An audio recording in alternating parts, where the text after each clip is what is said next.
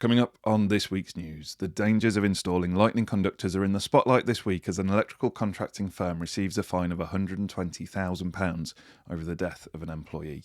Australia says it's coming to steal UK sparks with the promise of top wages, and generation wars. Young electricians slam the standards of old school boomers. Welcome to Electrical News Weekly in association with Scame.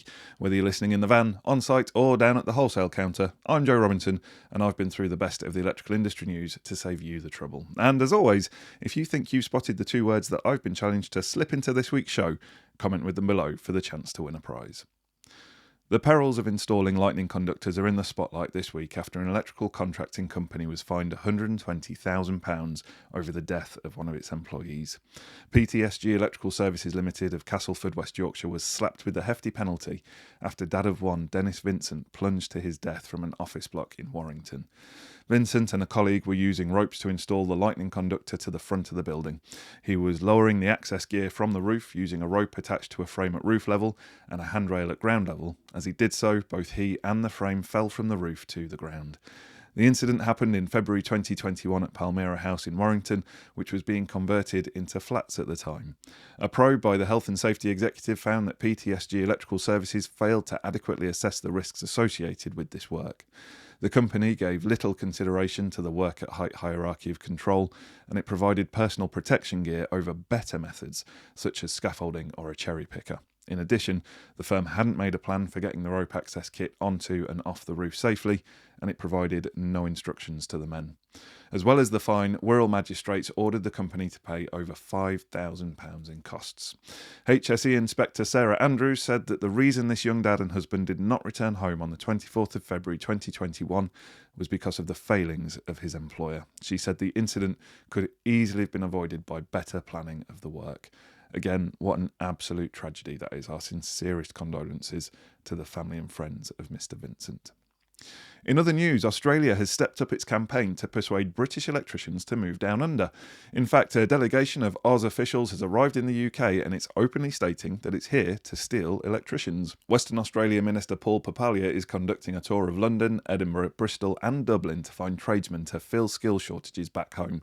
He's offering higher wages, a lower cost of living, a world-class health system and a sunshine lifestyle. Papalia claims that the salary of a kosher electrician in Western Australia is 172% higher than the UK.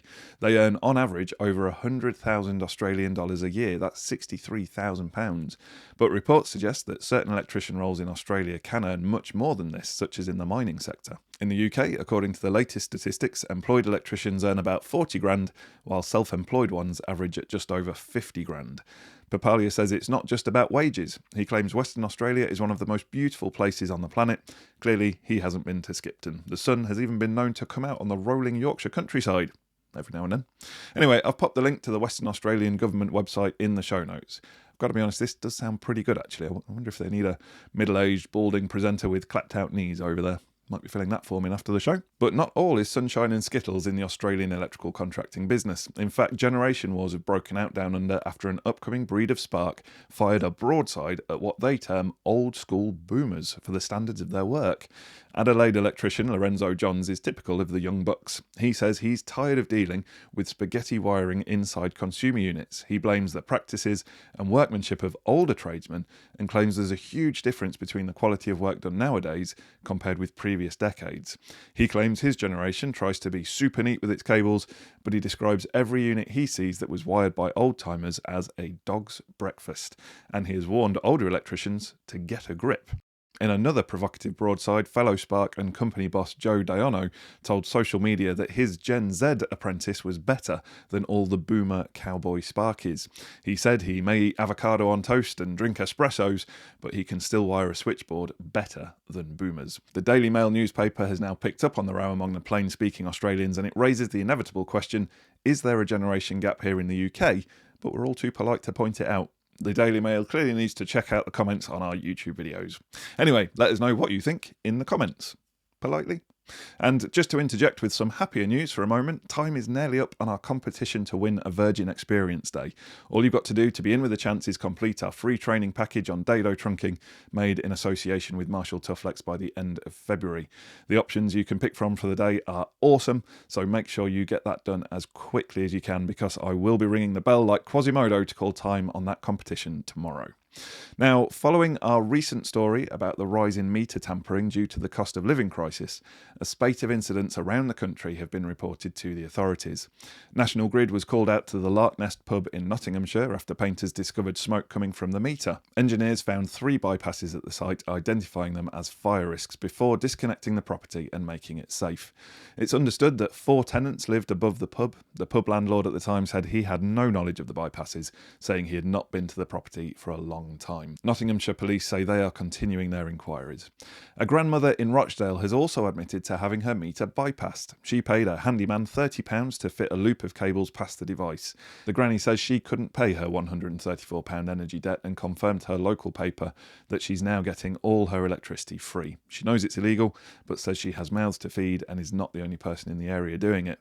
In fact, police responded to 3,600 reports of meter tampering last year. In product news this week, Goodwe has unveiled a hybrid solar inverter for residential use. The ESG2 series is a single-phase, low-voltage hybrid inverter that's designed to connect to solar PV installations. It has rated outputs between 3 and 6 kilowatts. It has automatic switching to backup power mode in less than 10 milliseconds when connected to a battery if there's a power cut, ensuring that appliances remain working. Homeowners can connect to it over Wi-Fi, LAN and 4G, meaning they can monitor the system at all times. A study has shown that a light with GU10 lamps may have a lower environmental impact than one with a built-in LED source. The surprising finding comes in a survey prepared by the engineering advisor Arup. It worked out that over a lifespan of 27 years, the lamp option had a significantly lower global warming potential than the one with the integrated module. The survey assumed a lifespan of both fittings of 50,000 hours, 5 hours use a day, and 4 lamp changes. The key difference appears to be the embodied carbon of the driver inside the integrated light. Now, just before we get to your favourite bit of the show where I reveal last week's challenge words and winners, we want to thank our premium partners. We couldn't make the news without you. First up, for all your circuit protection needs, they're like having an Italian star striker in your Premiership team. It's Luden Palazzoli. And the best thing to come out of Yorkshire since stainless steel, it's Doncaster Cables, the home of EV Ultra and other groundbreaking and quality cables. Big thanks to you both. We really appreciate your ongoing support for the news. If you think you know the words that I've smuggled into this week's show, pop your guess into the comments and we'll dig out a goodie bag prize to the first to get the right answers. Last week's words were flip-flop and wigwam. The challenge word committee is definitely upset with me about something at the moment. The first person to get them both right was Kim Spence Jones. So well done to you. Please click the link in the description below to claim your prize. Coming up across all our social media platforms this week, the big news is the launch of another free training package to help you with your CPD. This time we're talking how to maximise the efficiency of your lighting installations in order to win business and save your customers money.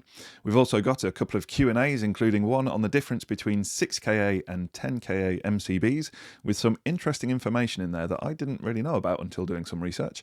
And Gary takes a look at how easy it is to modify the Tough LED Pro batten light fitting from JCC. So keep your eyes peeled for all of that. Thanks for listening to this episode of Electrical News Weekly in association with Scame. Make sure you subscribe to receive the next update. Thanks for listening, and until next time, have a great week. Stay safe out there, and remember, there's no such thing as a torque calibrated arm.